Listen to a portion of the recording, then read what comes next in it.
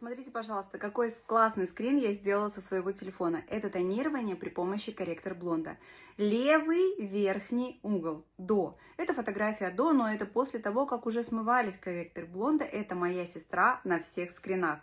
С правой стороны графитово-фиолетовый. Мы затонировались графитово-фиолетовым корректором блонда для того, чтобы убрать желтые пигменты. Далее мы нанесли жемчужно-розовый цвет. И таким образом мы достигли многослойного цвета, многослойного наслоения в окрашивании. Все это дома можно в домашних условиях делать легко. Далее мы смыли жемчужно-розовый корректор и сделали укладку. Посмотрите, какой классный цвет.